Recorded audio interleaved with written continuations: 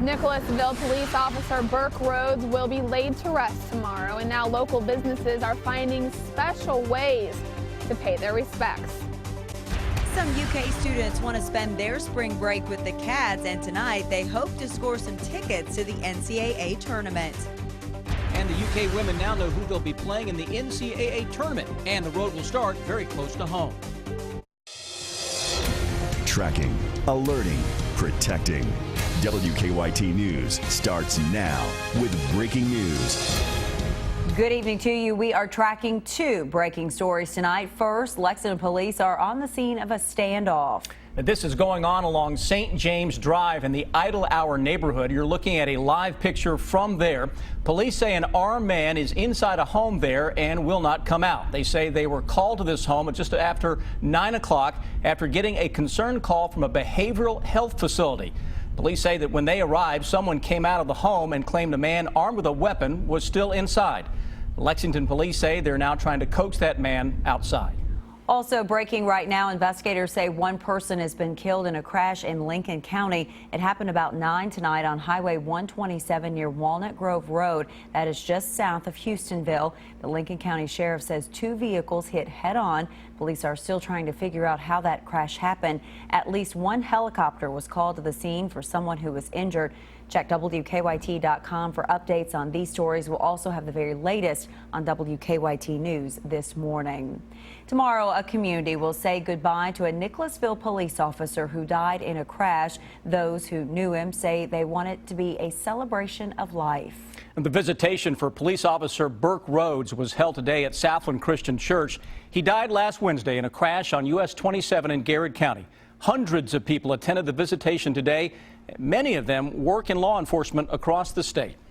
Everybody mourning, whether they knew him or not, it sends a message that he mattered and that the job matters, and that even if it's not your family member or your friend, it's somebody's family member or friend that needs to be respected. Officer Rhodes' funeral procession will travel across much of Jessamine County tomorrow, and many business owners along the route tell us they plan to pause and pay their respects as it passes. Monique Blair has our top story at 11.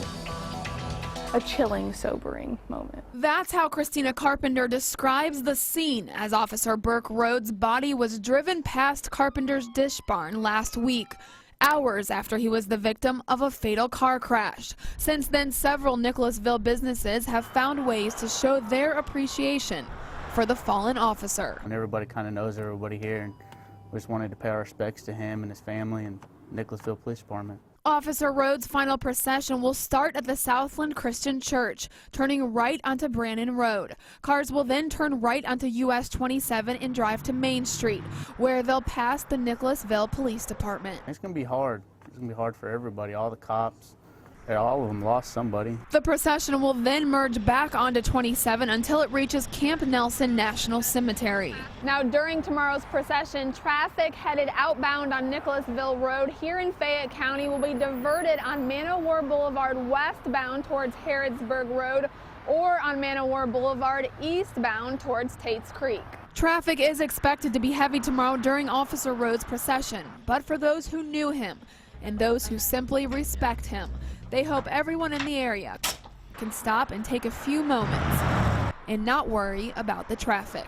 I would hope to kind of see everything stop for a minute, because I think that's what he deserves, is for the world to just stop as his body's coming through. In Nicholasville, Monique Blair, WKYT.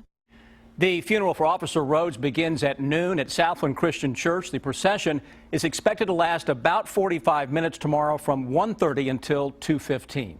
Well, it is a great night out there, but don't get used to these spring-like temperatures that we enjoyed today. Some colder changes will soon be moving into the bluegrass. Meteorologist Jim Caldwell joins us now with an early look at the forecast. Hi, Jim. And it's really nice out there tonight, Amber. Temperatures are still hovering in the upper 50s, low 60s.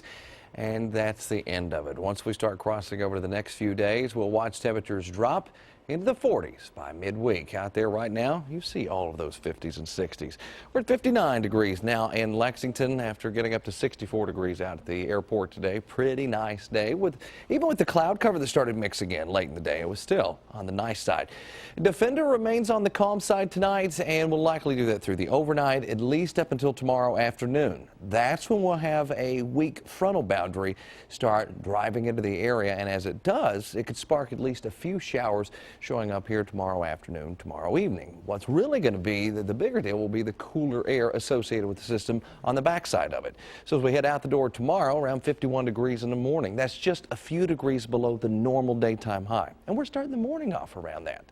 By lunchtime, clouds will increase and we could be tracking a stray shower or two, and the same thing as you head home tomorrow. But notice 58 instead of a 64 or a 74 degree high coming up tomorrow. We're losing quite a bit of heat, and it gets even worse as we progress through the week. I will track the chill coming up for you. Jim, thank you. It is spring break for University of Kentucky students, but instead of heading to the beach, many of them want to see the Cats make a run at history. Dozens of students lined up today for a chance to score tickets to UK's NCAA tournament game in Louisville Thursday. Jordan Valines was there as some of those students got their lucky tickets at the student lottery. Since it's spring break for UK students, campus has been pretty quiet, but earlier today, hundreds of students came out here to Memorial Coliseum for a chance to get their hands on a ticket for the spring break trip they've been waiting months for. We were hoping that this is spring break and nobody's going to be here, but everybody is here. That's because in the month of March, Kentucky people love their basketball. basketball doesn't take a vacation. People are just kind of rolling in right now. In the Big Blue Nation. At least like a couple hundred. On Monday, students packed into Memorial Coliseum for the UK ticket lottery. We pay a lot of money for tuition, but for the chance to get a cheap ticket to go to see Kentucky, that's a big deal. Each of them hoping to get their hands on one of the 100 student tickets still available. This is the last chance for us to do it, and we can say that we went to one of the games when we were the undefeated season, hopefully. Many students said even though tickets are now being sold at top dollar, the experience of watching their Wildcats up close in person is priceless. Makes me feel very lucky. I mean, I'm not going to sell my tickets, that's for sure, possibly 40, I want to be able to, live in the experience. The tickets given away at Monday's lottery will only be allowed to be used at Thursday's game. In Lexington, Jordan Valines, WKYT. Well, if you are wanting to see the Cats play in Louisville Thursday, be prepared to pay a lot of money. We checked online at the NCAA's ticket exchange site today. Tickets for Thursday night's game at the Yum Center were selling for anywhere between $100 and $300 per seat. But if you look for tickets elsewhere on the internet, experts say be careful. It can be greatly disappointing to be all geared up to go and find out that the tickets you have purchased are fake, or to not get any at all if you've purchased them from a fraudulent source. The NCAA encourages fans to buy tickets directly from either its website, where you'll find the ticket exchange, or from the host school's ticket office, which is, in this case, the University of Louisville. And the stage is literally set now for those NCAA tournament games at the Yum Center. Crews at the arena installed the special NCAA floor yesterday. It took them about 5 hours to do that. They're also building courtside seats with internet access for the media. The NCAA will be at the arena tomorrow to take a look at everything and make sure it's ready to go for Thursday. How exciting! Yes, it is. Well, the UK women will begin their NCAA tournament run right here in Lexington. That's right. The women's tournament field was revealed tonight. Rob Bromley has more on who the Cats will be playing, along with reaction from some of those players. Hey, Rob.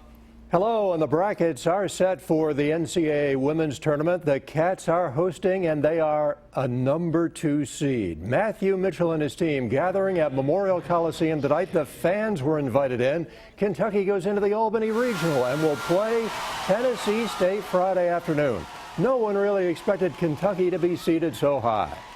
It's not even the fact that nobody thought we were going to be a 2 seed. It's just the fact that we are a 2 seed. No matter, you can't take it away now. We are what we are. And it really wasn't the bracket, because once they started going down and I seen Lexington, I'm like, oh, we got a 2 seed then. So. I was so excited. I didn't say we were playing. I had to ask after. So there's just a lot of excitement from us and our crowd. So. All right, now here's the tough part. Connecticut, the overall #1 seed, also in that Albany regional, and the top-ranked Huskies could stand them in the way of a Final Four trip. We'll have much more coming up in sports. All right, time to pack the Coliseum for the ladies. Head over to WKYT.com for more on the men's and women's NCAA tournament. And while you're there, you can sign up for our Hoops Hysteria Bracket Contest. You could win a 65-inch TV or a MacBook Air computer, among other prizes. Doctors at Lexington St. Joseph Hospital now have some new state-of-the-art technology to help them during surgery. St. Joseph now has CT technology in the operating room. Doctors will be using the Aero Mobile Intraoperative CT. The technology allows doctors to see diagnostic quality images during surgery. Hospital leaders say St. Joseph is the first hospital in Kentucky and only the 10th in the nation to have this advanced imaging technology in the operating room. This is really the best there is right now. It's the best picture and the most accurate as far as the navigation system goes. The navigation system is basically what allows us to see our instruments in real time on a CAT scan.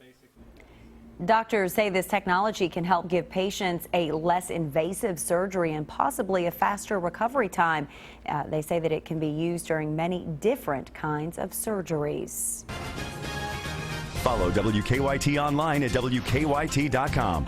Join the conversation on Twitter and become a part of the WKYT Facebook family.